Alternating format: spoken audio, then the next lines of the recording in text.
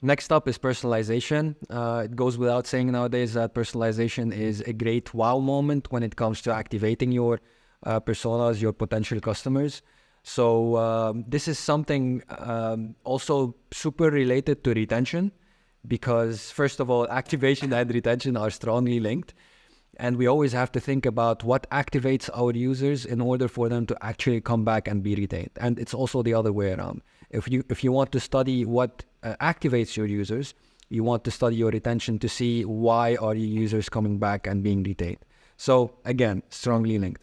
When it comes to personalization, we're talking about chatbots here, a big impactful tool that a lot of people are using. And nowadays it's much easier to build.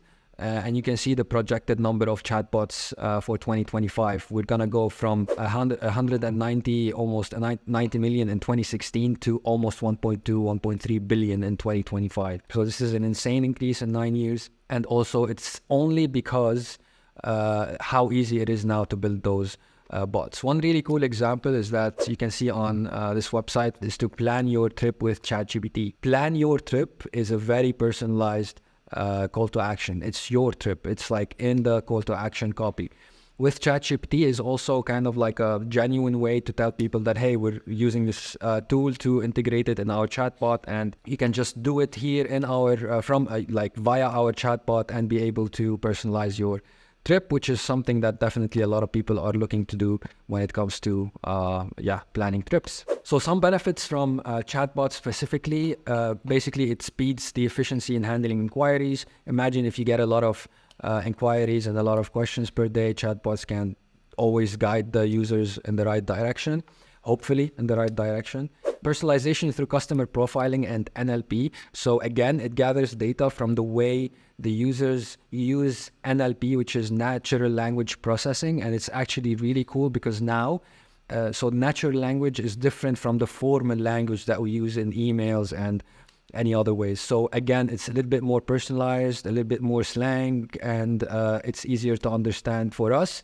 And now AI is understanding everything that we ask it to.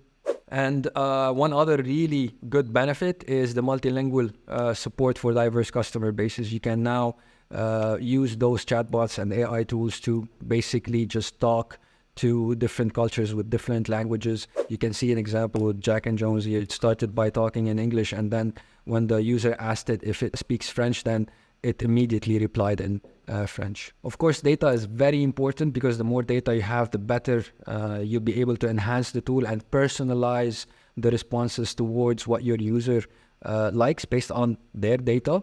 And basically, this improves customer engagement and brand image at the end of the day. There are a couple of potential downsides. Keep an eye out on them. So lack of human touch and empathy and limited capabilities for complex issues. We are now getting used to talking to bots more and more. So we're like our habitual behavior is changing with all that. But sometimes we do look for that human touch, especially in complex issues.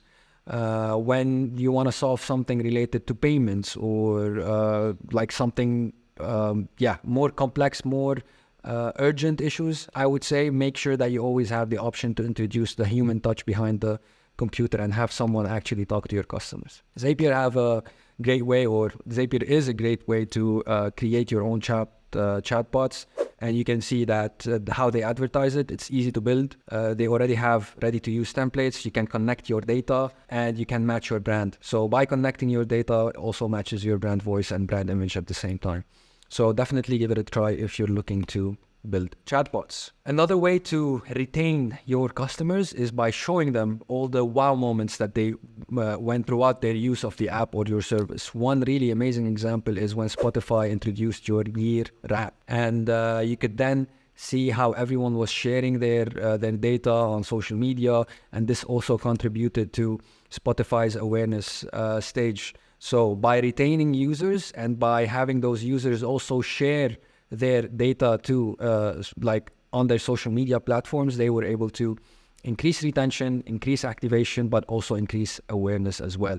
Is a 21% increase in mobile app downloads after they released it in December 2020, and highlighting the feature's impact on new user acquisition. So it doesn't just, again, contribute to retention and activation, which is very important, but also to awareness and acquisition. And this is why, of course, when something works, everybody copies it. This is why Reddit created their Reddit recap. This is why Duolingo created their year in review and shares really awesome stats based on how much you learned per year. And of course, YouTube Music did the same. So many other music streaming apps did the same.